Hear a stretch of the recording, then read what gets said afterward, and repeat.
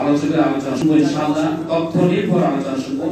এখন বক্তব্য রাখছেন আন্তর্জাতিক খ্যাতি সম্পন্ন মুফাসসির কোরআন, ইসলামী চিন্তাবিদ, শিক্ষাবিদ শেখুল হাদিস এবং জৈনপুর দরবার শরীফের বর্তমান পীরে কামেল, আমাদের সকলের পরম শ্রদ্ধেয় আলহাজ মাওলানা আল্লামা মুফতি ডক্টর সৈয়দ এনায়েতুল্লাহ আব্বাসী সিদ্দিকী সাহেব বক্তব্য রাখছেন।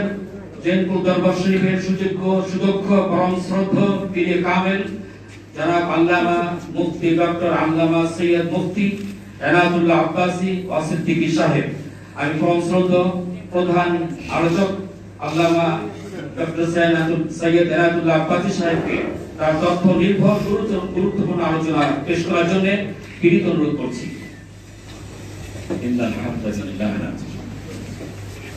والصلاة والسلام على محمد صلى الله عليه وسلم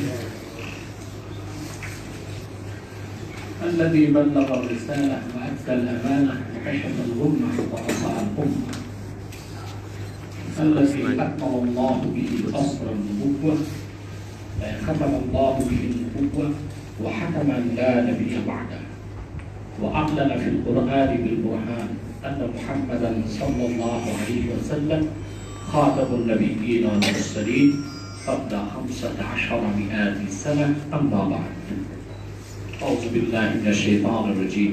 بسم الله الرحمن الرحيم. وإذا قيل لهم لا تفسدوا في الأرض قالوا إنما نحن مصلحون ألا إنهم هم المفسدون ولكن لا يشعرون. صدق الله العظيم وصدق رسوله النبي الكريم ونحن على ذلك من الشاهدين والشاكرين والحمد لله رب العالمين. সন্ত্রাস উগ্রবাদ নয়, সম্প্রীতি, ইনসাফ ও সহিষ্ণুতায় ইসলাম শীর্ষ জাতীয় বাংলাদেশ জাতীয় মুফাসসির পরিষদ কর্তৃক আয়োজিত আজকে বাংলাদেশের গুরুত্বপূর্ণ এই জাতীয় প্রেস ক্লাবে আয়োজিত আজকের অনুষ্ঠানে সম্মানিত সভাপতি, বীর মুক্তিযোদ্ধা, বিশিষ্ট সমাজসেবক ও চিকিৎসা বিজ্ঞানী ডক্টর জাফরুল্লাহ সাহেব, উপস্থিত বীর মুক্তিযোদ্ধা জনাব ইব্রাহিম সাহেব, সদর মজলিস উস্তাজুল আসাতিজা হযরত মাওলানা সৈয়দ কামালউদ্দিন জাফরি সাহেব, বারাকাল্লাহু ফিকুম। বাংলাদেশ জাতীয় মুফাসসির পরিষদের সম্মানিত সভাপতি মুহতারাম মাওলানা বেলালী সাহেব সহ আরো যারা আছেন সকলকে অন্তরের অন্তঃস্থল থেকে জ্ঞাপন করছি মুবারক। আজকের এই প্রোগ্রামটিতে আসার অত্যন্ত গুরুত্ব ও তার তাৎপর্য উদাহরণ করে এসেছে, কারণ বাংলাদেশ এখন একটি টার্নিং পয়েন্ট অতিক্রম করছে। ঠিক এই মুহূর্তে আমাদেরকে সিদ্ধান্ত নিতে হবে ওলামায়ে কেরাম ইসলামের পক্ষে সকল শক্তির করণীয় কি। আমরা যদি এই মুহূর্তে আমাদের করণীয় নির্ধারণ করতে ব্যর্থ হয়ে যাই এবং সঠিক লক্ষ্য উদ্দেশ্যে বুঝতে না পারি, ক্ষতি হবে ইসলামপন্থীদের, ইসলামের প্রতি হবে না। ইসলাম চিরকাল বিজয়ী ছিল, আছে, থাকবে। মুসলমানের প্রতি হবে, ইসলামপন্থীদের প্রতি হবে। এমনকি এক পর্যায়ে বাংলাদেশের স্বাধীনতা সার্বভৌমত্ব বিপন্ন হতে পারে। কারণ আমরা স্থূল দৃষ্টিতে চিন্তাগুলো দেখতে পাচ্ছি, বিভিন্ন বিদেশি ইন্টেলিজেন্ট ব্রাঞ্চ বাংলাদেশের দিকে দৃষ্টি দিয়েছে। এই দেশটিকে কিভাবে একটি ব্যর্থ রাষ্ট্র বানানো যায়, একটি সন্ত্রাসী রাষ্ট্র বানানো যায়, বাংলাদেশেও কিভাবে ওয়ার এগেইনস্ট টেররিজম, সন্ত্রাসের বিরুদ্ধে যুদ্ধের অজুহাতে আগ্রাসী পশ্চিমাদের আগমন ঘটিয়ে এদেশের খনিজ সম্পদ লুটপাট করে খেয়ে বাংলাদেশকে একটি ধ্বংস রাষ্ট্রে পরিণত করার চক্রান্ত শুরু হয়েছে, তা প্রতিহত করার জন্য আল্লাহর কোরআনের পক্ষে ইসলামী শক্তি তাদেরকে ঐক্যবদ্ধ হতে হবে, যোগ্য নেতা নির্ধারণ করতে হবে। শুধু ঐক্যে চলবে না, নেতাও ঠিক মতো নির্ধারণ করতে হবে। শুধু নেতায় চলবে না, নেতার রাজনৈতিক প্রজ্ঞা প্রয়োজন আছে। সেজন্য আজকে এখানে উপস্থিত হয়েছি, কারণ আমরা বিশেষ করে ওয়াজ মাহফিলে যারা কথা বলি দিনে রাতে, আপনারা জানেন আমি প্রায় 14 সাল থেকে দিনে প্রোগ্রাম করি। আলহামদুলিল্লাহ, দিনে হোক রাতে হোক কোরআন কারীমের বরকতে কোথাও কোথাও লাখো জনতার উপস্থিতি ঘটে। তো সেখানে হাজার হাজার মানুষকে চিন্তার বিনিময় করিয়ে যে কল্যাণ পেতে পারি আমি, বাংলাদেশের যারা Greek Islamic scholar, Islamic spokesman যারা আপনারা এখানে আছেন, বিশেষ করে ডক্টর জাফরুল্লাহ সাহেবের মতো ব্যক্তিত্ব এবং আমাদের ইব্রাহিম সাহেব, বীর মুক্তিযোদ্ধা, একদম সলিড খাঁটি, দুজন বীর মুক্তিযোদ্ধা, ফরমালিন মুক্ত মুক্তিযোদ্ধা।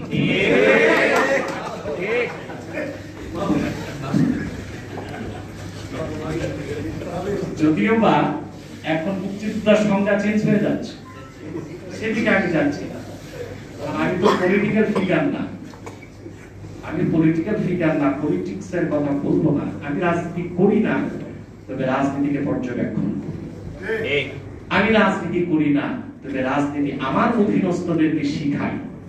সবাইকে রাজনীতি করতে হবে এটা কোনো কাজের কথা নয়, তবে রাজনীতি আগে শিখাতে হবে। মুসলমানের রাজনীতি কি হবে তা তো শিখাতে হবে। সেজন্য আজকে কিছু জরুরি কথা বলতে হচ্ছে। প্রথম হচ্ছে, আমি এই রেসালাটা দেখেছি, এখানে খুব সুন্দর প্রবন্ধ লেখা হয়েছে, তো দুঃখ পেয়েছি সারা প্রবন্ধটির কোথাও সন্ত্রাসের কথা আছে, উগ্রবাদের কথা আছে, সম্প্রীতির কথা আছে, ইনসাফের কথা আছে, জিহাদ শব্দটি কেন নাই? তাহলে কি আমরা জিহাদ শব্দ উচ্চারণ করতে ভয় পাচ্ছি?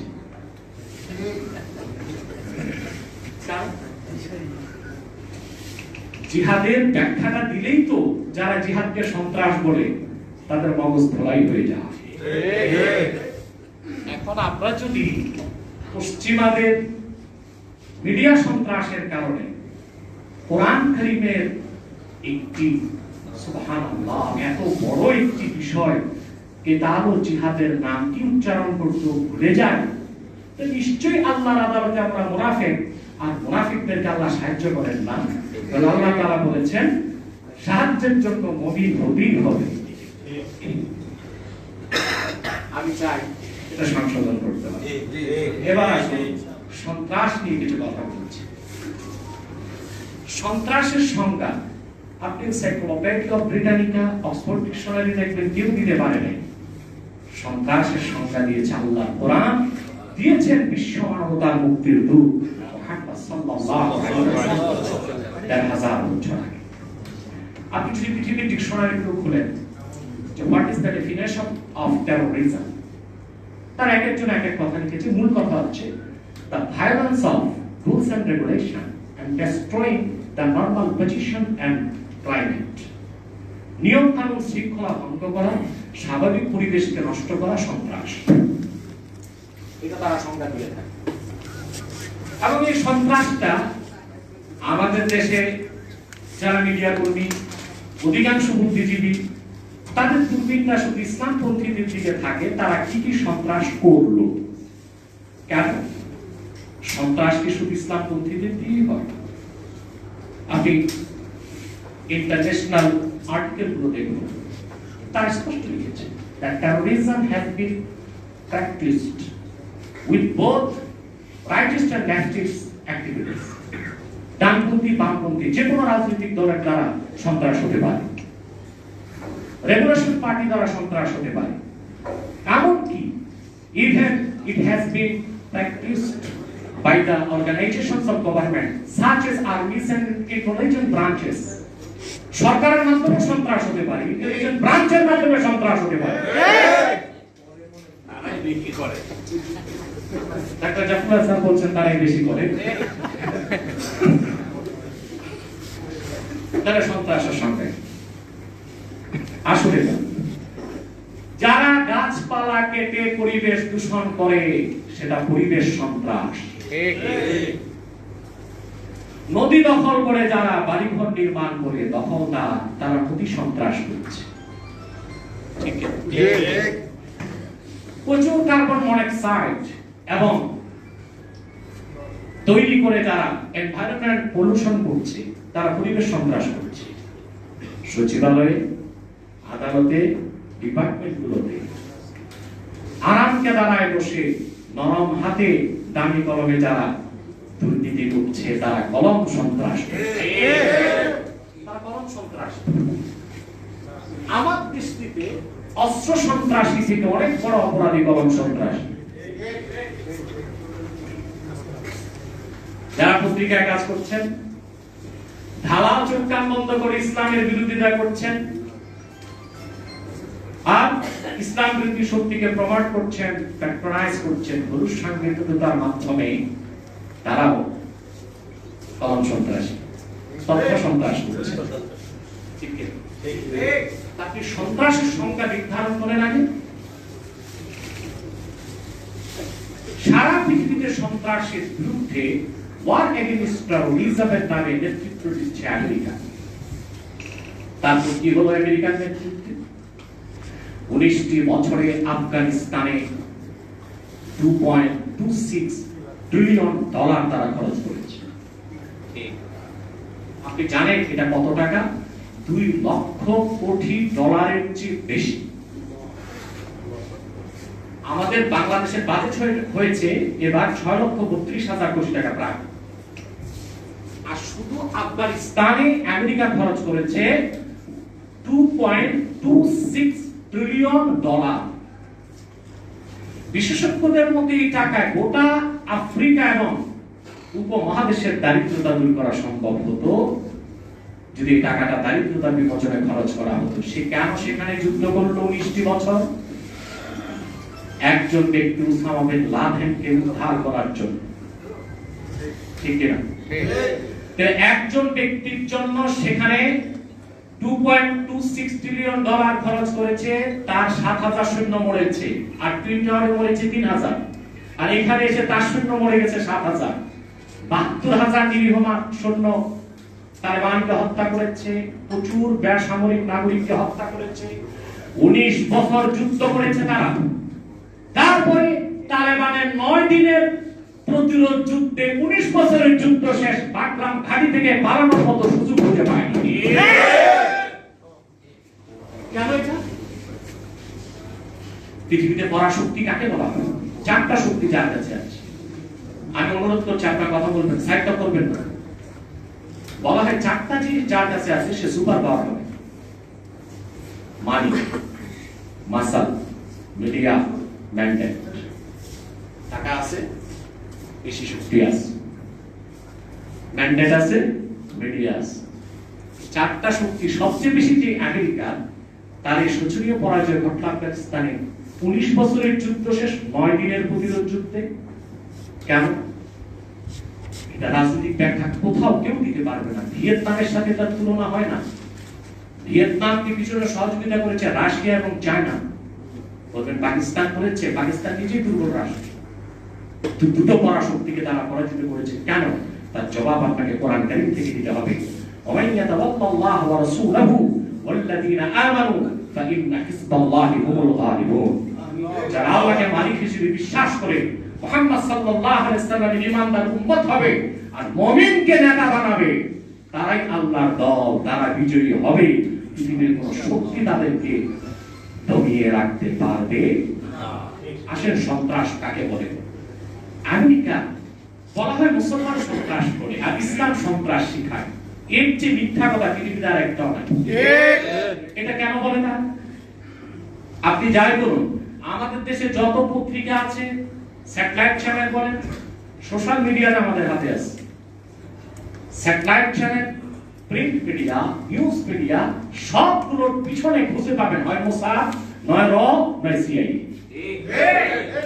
তাদের প্রেসক্রিপশনের বাইরে এখানে তেমন একটা নিউজ হতে পারে না। যদি হয় ওই পত্রিকা ভাতে মরবে। কেন? তার ভর্তুকি আসবে না। কি আসবে না? ভর্তুকি আসবে না। এখন মিস্টার গোয়েবলস, হিটলারের তথ্যমন্ত্রী সূত্র ছিল, একটি কথা মিথ্যা 70 বার বললে সত্য হয়। আমি বলি না, মিথ্যা 70,000 বার বললেও সত্য হয় না। গালিব বলেছেন, সাদাকাত চুপ नहीं सकती है, बनावट की उसूलों से ये खुशबू आ नहीं सकती है, कागज की फूलों से। সত্যকে কখনো মিথ্যা দিয়ে ঢাকা যায় না, আর কাগজের ফুল থেকে গোলাপের খুশবু কখনো বের হয় না। যুক্তরাষ্ট্র, Britain, Israel, India billion billion dollar খরচ করেছে মুসলমানকে সন্ত্রাসের তকমা দিতে সারা দুনিয়ার বিবেকবান আজকে স্বীকৃতি দিচ্ছে ইসলাম ও মুসলমানের সাথে সন্ত্রাসের সম্পর্ক নেই। যদি সন্ত্রাসের সম্পর্ক করতে হয় কোন ধর্মের সাথে, প্রথমে দায়ী হয় খ্রিস্টান ধর্ম। আসেন, ডেড লিস্ট এবং মাস ডিস্ট্রাকটিভ মারণাস্ত্র, চরম ধ্বংসাত্মক কোন অস্ত্র মুসলমান তৈরি করেছে একটি নাম বলতে পারবেন? পৃথিবীর সবচেয়ে ধ্বংসাত্মক বোমাটা ছিল ডিনামাইট। আলফ্রেড নোবেল তৈরি করেছে, লোকটি ছিল ইহুদি। এই বোমা বিস্ফোরণে মানুষের মৃত্যু দেখে সে যে টাকাটা পেয়েছিল সেটাকে নোবেল ট্রাস্ট করেছে। পরবর্তীতে অ্যাটম বোমা আবিষ্কার হলো, E = mc²।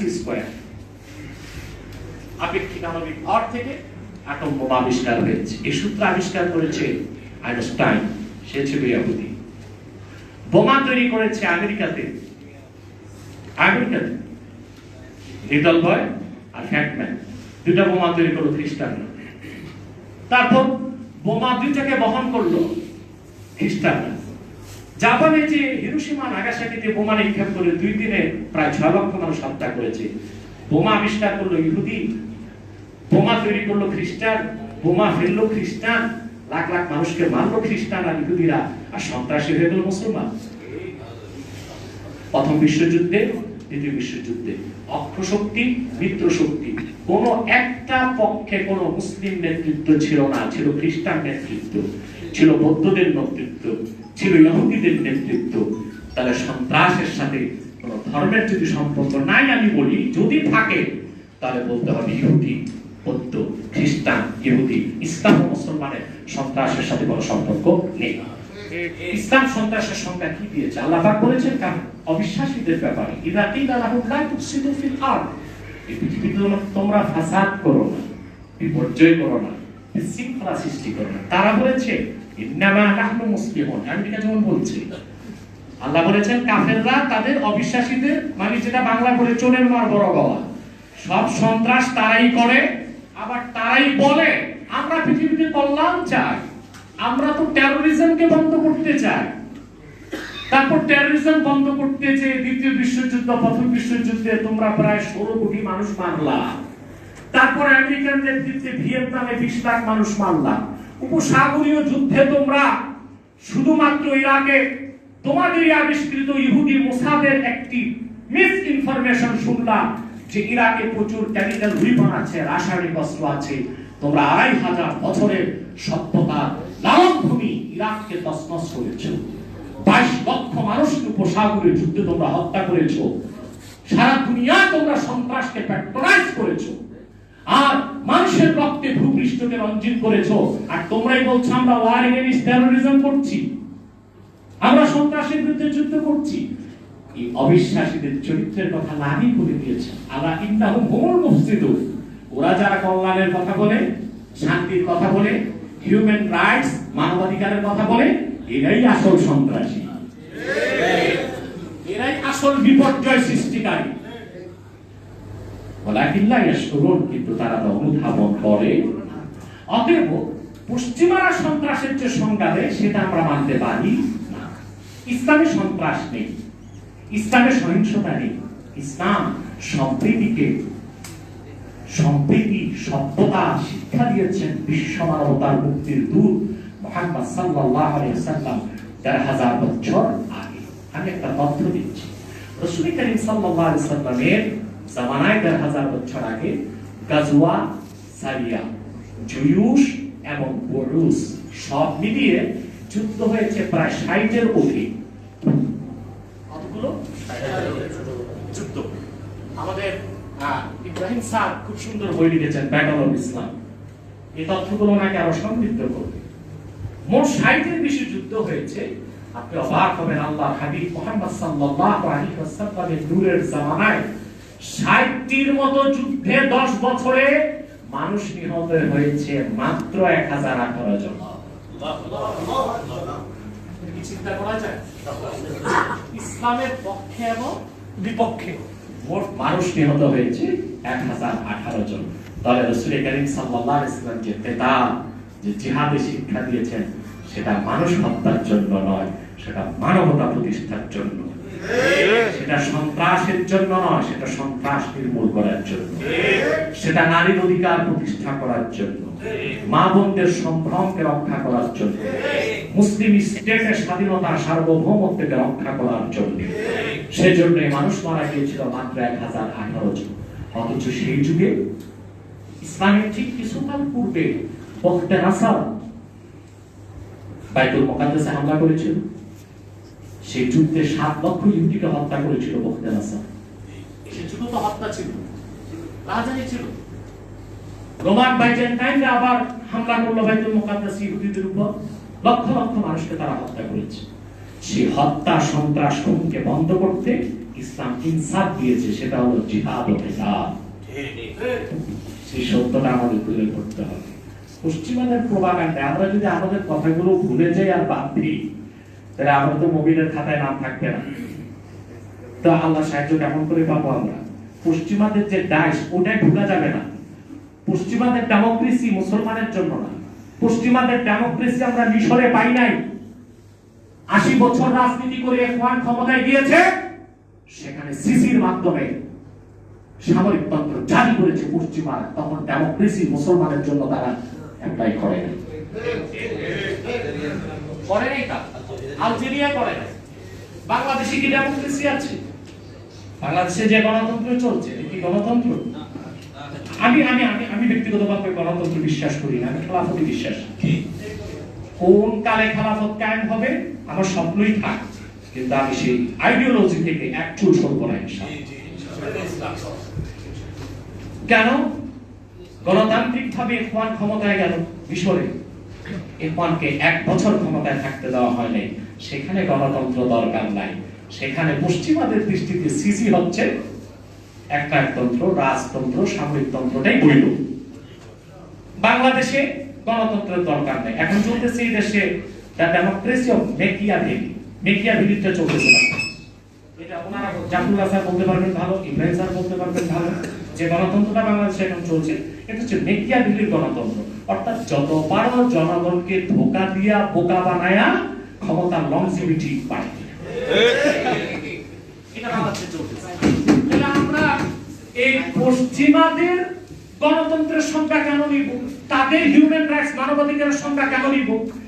তাদের সন্ত্রাসের সংজ্ঞা আমরা কেন নিব? আমাদেরকে সন্ত্রাসের সংজ্ঞা নিতে হবে কোরআন হাদিস থেকে, সন্ত্রাসের সমাধানটাও নিতে হবে কোরআন হাদিস থেকে, ঠিক কিনা?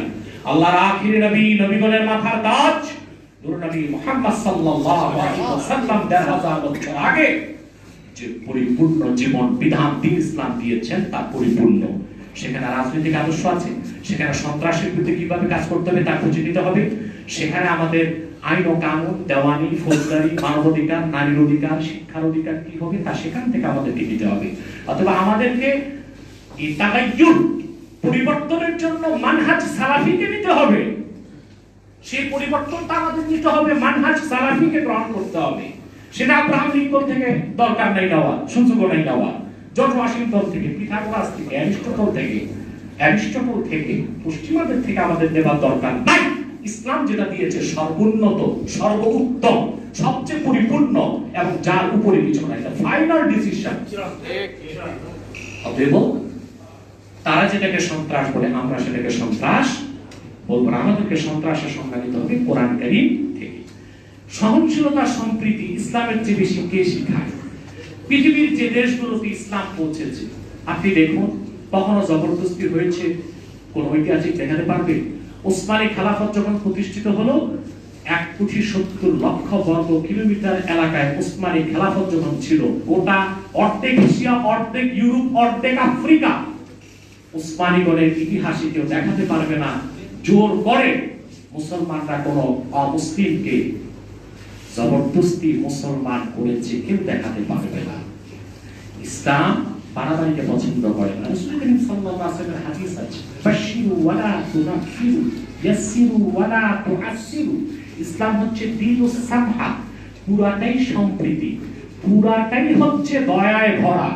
তবে ইসলাম এই ক্ষেত্রে ইনসাফকে প্রাধান্য দিয়েছে, আর সেই ইনসাফ প্রতিষ্ঠার জন্য তাহলে জিহাদকে, ইসলামী আইন ও কানুনকে শারীরিক বিধানকে ইসলাম কায়েম করাকে উম্মাহের উপর ফরজ করে দিয়েছে, ব্যক্তিগতভাবেও রাষ্ট্রীয়ভাবেও। আল্লাহ পাক বলেছেন আল্লাযীনা ইন মাক্কান্নাহুম ফিল আরদি আকামুস সালাহ ওয়া আতাউয যাকাত ওয়া আমারু বিল মারুফ ওয়া নাহাউ আনিল মুনকার ওয়া লিল্লাহি আকিবাতুল উমুর। যদি আমি মুসলমানদেরকে রাষ্ট্রীয়ভাবে ক্ষমতাবান করি, তারা নামাজ কায়েম করবে, তারা যাকাত আদায় করবে, সৎ কাজে আদেশ করবে, অসৎ কাজে বাধা দিবে। নামাজ, যাকাত এই ইবাদতের পরে আল্লাহ তাআলা চেক এন্ড ব্যালেন্স, ইনসাফপূর্ণ কল্যাণ রাষ্ট্র কায়েম মুখে বলতে হবে না, সেজন্য সৎ কাজের আদেশ, অসৎ কাজের বাধাটা লাগবে। সেটাও মানবতার কল্যাণে। সেখানে সন্ত্রাস খুঁজার, মৌলবাদ খুঁজার কোনো সুযোগ নাই। যখন ইসলামী শরিয়ার মধ্যে এসেছে যে নামাজ পড়ে না তাকে শাসন করতে হবে। আহমদ বিন হাম্বল রাহমাতুল্লাহ বলেছেন ইন্না তারিকা সালাতি ইউকতাল ওয়া ইউকাফফার, নামাজ যে তরক করবে তাকে কাফির ফুতওয়া হবে, কতল করা হবে। শাফি এবং মালিক বলেছেন ইন্না তারিকা সালাত লা ইউকাফফার ওয়ালাকিন ইউকতাল হাদ্দা, নামাজ তরককারীকে কাফির বলা যাবে না, কিন্তু হদ হিসেবে হত্যা করতে হবে। ইমাম আযম বলেছেন সবচেয়ে সঠিক ফতোয়া, তিনি বলেছেন ইন্না তারিকা সালাত লা ইউকাফফার ওয়ালা ইউকতাল ওয়ালাকিন ইউহবাস ওয়া ইউতরাব হাত্তা ইউসাল্লিয়া। কাফিরও বলা যাবে না, হত্যা করা যাবে না, তবে তাকে ধরা হবে, 5টা করে ব্যাগ, 5 ওয়াক্ত তরকের জন্য 25টা ব্যাগ লাগানো হবে। এখন আপনি এখানে সন্ত্রাস খুঁজবেন না, কোন অমুসলিম নামাজ না পড়লে আপনি কিছু বলতে পারবেন না। ইসলাম বলেছে তাকে তার অবস্থায় ছেড়ে দাও। অমুসলিম অবিশ্বাসী ইসলামের সৌন্দর্য তুলে ধরো, তার মন চাইলে ইসলামে আসুক। তো মুসলমান সে নামাজ পড়বে না, সেখানে ইসলামের হুকুম কায়েম করতে হবে। সেটা কেন? ইনসাফ। ইনসাফ কোনটা? আল্লাহর হককে প্রতিষ্ঠা করাও ইনসাফ, বান্দার হককে প্রতিষ্ঠা করাও। অতএব নামাজ প্রতিষ্ঠা করতে যে আপনি যে পানিশমেন্ট দিলেন, এটা সন্ত্রাস নয়, এটা ইনসাফ। যাকাত গরিবের হক, ইসলামের হুকুম যে যাকাত দিচ্ছে না, তুমি তার ব্যাংক অ্যাকাউন্ট থেকে মাপমতো লাখে 2,500 টাকা ডিডাক্ট করে গরিবকে দিয়ে দাও। ইসলামী রাষ্ট্র ব্যবস্থাকে ইসলামের এই হুকুম দিয়েছে। এখানে আপনি চরমপন্থা খুঁজবেন না। কোন অমুসলিমের টাকা যদি 1 বিলিয়ন থাকে, ইসলাম বলে না ওইখান থেকে কেটে যাকাত নাও, এটা ইসলাম বলে না। তো মুসলমানের টাকা ব্যাংকে অ্যাকাউন্টে আছে, তার কাছে দয়া ভিক্ষা করার কোনো দরকার নাই। লাখে যা আসে, কোটিতে যা আসে, হিসাব করে গরিবকে দিয়ে দাও। এটা চরমপন্থা নয়, এটা ইনসাফ। অতএব আমাদেরকে ইসলাম সন্ত্রাসের বিপক্ষে, সহিংসতার বিপক্ষে, কিন্তু গোটা ভূপৃষ্ঠ ইসলাম ইনসাফ কায়েম করেছে। সেই ইনসাফ ভিত্তিক কল্যাণ রাষ্ট্রের জন্য সন্ত্রাস, সহিংসতার বিরোধিতার পাশাপাশি ইসলামী শরিয়া ব্যবস্থার কোনো বিকল্প নাই, সেদিকে আমাদের খেয়াল রাখতে হবে। আমরা যদি ইসলাম প্রতিষ্ঠা করতে যে, কল্যাণ রাষ্ট্র করতে যে পশ্চিমাদের শেখানো বুড়িয়া উড়াই, তাদের ডেমোক্রেসি, তাদের হিউম্যান রাইটস, তাদের সন্ত্রাস, তারা আমরা তালগোল বাকিয়ে ফেলবো, আমাদের সফলতায় পৌঁছা কোনোদিনও সম্ভব হবে। এবার জিহাদের বাস্তব, জিহাদ বা কেতাল কতটা বাস্তব তার একটা ছোট্ট প্রমাণ দিয়ে শেষ করে দিচ্ছি। মনে করুন আমাদের স্বাধীন বাংলাদেশ, এই দেশটা স্বাধীনতা অক্ষুণ্ণ থাক আমরা সবাই চাই, ঠিক আছে? যদিও বাংলাদেশের একদল আপনার প্রতিক্রিয়াশীল কিছু বুদ্ধিজীবী আছেন, সবাই না, কিছু, যারা মনে করে দাড়িওয়ালা টুপিওয়ালা মানি রাজাকার, দাড়ি টুপি আলেম ওলামা মানি এরা কিছু বুঝে না, এরা কিছু বুঝে না, এরা বোকা শোকা। এরা যে কি বুঝে একবার তাদেরকে বসায় দেখো। তোমাদের এমন কোন ডিপার্টমেন্ট নাই যেখানে আমরা চালাতে পারবো না। স্বরাষ্ট্র মন্ত্রণালয়, রাষ্ট্র মন্ত্রণালয়, বাংলাদেশ ব্যাংক, আদালত, সব জায়গায় লোক বসানোর মতো যোগ্য লোক একটা সেট না, এ বি সি ডি সব তৈরি আছে। যেতে তো দেও না, দিচ্ছ না তো যেতে, একবার সুযোগ দাও। বাংলাদেশ থেকে সব সন্ত্রাস বন্ধ হবে, পরিবেশ সন্ত্রাস বন্ধ হবে, নদী সন্ত্রাস বন্ধ হবে, কলম সন্ত্রাস বন্ধ হবে, ফাইল সন্ত্রাস বন্ধ হবে, রাজনৈতিক সন্ত্রাস বন্ধ হবে, অস্ত্র সন্ত্রাস বন্ধ হবে। সুযোগ দিয়ে দেন। তারপর তারা মনে করে আমাদেরকে যে আমরা নেহায় পোকা আলেমরা, আর মনে করে আলেম ওলামা মানেই স্বাধীনতা। আমি লাইভ দিছি, আল্লাহর পবিত্র সত্তার শপথ করে বলছি, লাইভ দিয়েছি, বাংলাদেশের স্বাধীনতায় যদি আঘাত আসে, লাইভ দিয়েছি, লাইভ এদেশ ইসলাম পন্থীরাই বুকের রক্ত দিতে প্রথম সারিতে থাকবে। কেন? প্রশ্ন আসে কেন? তোমরা যারা বিভিন্ন ইন্টেলিজেন্ট ব্রাঞ্চে মাথা বিক্রি করে রেখেছো, তোমরা তো বর্ডার গুলোতে দৌড়াবা। কোথায় দৌড়াবে? ঠিক বর্ডারে দৌড়াবে। কিভাবে দাদার বাড়ি যে লুকানো যায়, ঠিক কি না? আমরাই রক্ত দিব। কেন দিব? কেন? এটা একটা মুসলিম রাষ্ট্র। এই মুসলিম রাষ্ট্র না, উপলতান মিনাল ঈমান, এটা মওযূ হাদিস। এই হাদিসটা আমরা বলবো না, এটা হাদিসটা মওযূ। সব মুহাদ্দিস এক বলতেছি, এটা একটা মুসলিম রাষ্ট্র। এই মুসলিম রাষ্ট্রে ইসলামের সুমহান স্বার্থ রক্ষায়, মুসলমানের মৌলিক দাবি আদায়ে, মানবতা সুসংহত রাখতে, স্বাধীনতা অক্ষুণ্ণ রাখতে আমরা যখন ন্যাক নিয়তে অস্ত্র হাতে দেশের স্বাধীনতার জন্য নামবো মাঠে, সেটাও জিহাদ হয়ে যাবে। আমরা জিহাদ ও কেতালটা কেন বুঝি না? কিতাব সিয়ারে এসেছে, ইমাম আযম আবু হানিফা রাহমাতুল্লাহ ফাতাওয়া, ওয়া ইন হাজামাল আদু আলা বালদাতিন তাখরুজুল মারআতু বিগাইরি ইবনি যাওজিহা ওয়াল আমাতু বিগাইরি ইবনি মাওলাহা। যদি কোন মুসলিম রাষ্ট্রে শত্রু প্রবেশ করে স্বাধীনতা নষ্ট করতে, সে দেশের মুসলিম নারীদের উপর ফরজ হয়ে যাবে স্বামীর অনুমতি ছাড়া যুদ্ধে চলে যাবে। বান্দি দাসীদের উপর ফরজ হয়ে যাবে তার মালিকের অনুমতি ছাড়া যুদ্ধের ময়দানে চলে যাবে। এটাও তো জিহাদ, এটাও তো কেতাব। অতএব ইসলামের সুমহান স্বার্থ রক্ষায়, মুসলমানদের মৌলিক দাবি আদায়ে, শিরক কুফর মুক্ত সমাজ গঠনে, ইনসাফপূর্ণ কল্যাণ রাষ্ট্র গঠনে, সন্ত্রাস মুক্ত সমাজ ও রাষ্ট্রের জন্য খেলাফত এবং কেতাল ও জিহাদের কোনো বিকল্প নেই। সেটাই আমাদের লক্ষ্য এবং উদ্দেশ্য হতে হবে। নিরাশ হবার কিছু নাই। আমরা কেন নিরাশ? আমরা লোহার বুট চালানোর মতো কোনো দাঁত পৃথিবীতে নাই, রাশিয়ারও নাই, আমেরিকারও নাই। তা আমরা মধ্য এশিয়াতে দেখেছি। নামটা নিতে হবে আর মধ্য এশিয়া কোন দেশটা বলতে হবে? 19 বছরের সবকিছু বুমেরাং করেছে 9 দিনে তারা। $2.26 ট্রিলিয়ন সবকিছুকে তছনছ করে দিয়েছে। তাদের 4টা শক্তির একটাও ছিল না। পরাশক্তির যে 4টা আছে, মিডিয়া, মাসাল, মানি, ম্যান্ডেট, এই 4টাকে পরাজিত করে দিনের ঝান্ডা উড়াতে পারে আরেকটা শক্তি, যার উপর কোনো শক্তি নাই, ইমানের শক্তি। আমি ধন্যবাদ জ্ঞাপন করছি মাওলানা বেলালী সাহেবকে। মারুফুল্লাহ সাহেব তো আছে, আমি জানি না উনি এখনো আছে মুফাসসির পরিষদে, আমার অনেক লোকজন আছে। আমি এই সকলকে ধন্যবাদ জ্ঞাপন করছি। আমিও সুফি ফেরদৌস খানের জন্য দোয়া চাই। এরকমটি নীরবে কাজ করে যাচ্ছে, আল্লাহ তাকেও কবুল করুন। আমিন। আর আমি মুফাসসির পরিষদকে অনুরোধ করব যে আমাদের যারা বক্তা বাংলাদেশে, যারা ইসলামের পক্ষে কথা বলবেন, তাদের কোয়ালিটিকে গ্রো করতে হবে। সেজন্য এই মুহতারাম মাওলানা কামালউদ্দিন জাফরি সাহেব সহ মুরব্বী আলেম যারা আছেন, ওনাদের তত্ত্বাবধানে আমি চাই মুফাসসির পরিষদে যারা আছে, যারা আমাদের তরুণ ভাই কথা বলছে মাঠে, তাদের কোয়ালিটিকে গ্রো আপ করতে হবে। আরো বেশি প্রশিক্ষণের মাধ্যমে যেন ইসলামের সুমহান দাওয়াতে আজিমাকে তারা দেশের সর্বস্তরে পৌঁছে দিতে পারে। আমি এখন দোয়া করবেন, দুভাবেই কাজ করছি। বাংলাদেশের মাথা যারা, এটা আমাদের জাফরুল্লাহ স্যারের মতো, এবং ওই ইব্রাহিম সাহেব তো আলহামদুলিল্লাহ, উনি কেউ বুঝবে না মাদ্রাসায় বলেনি, ওনার একটাই মাইনাস, দাড়িটা রাখলে আমরা ওনার একেবারে ইনশাআল্লাহ।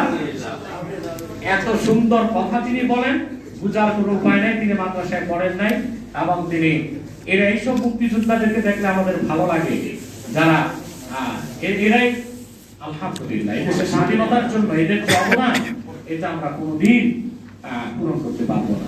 আল্লাহ আমাদের সকলকে কবুল করুন। আলহামদুলিল্লাহ রাব্বিল আলামিন। আসসালামু আলাইকুম ওয়া রাহমাতুল্লাহি ওয়া বারাকাতুহু। অসংখ্য মুবারক।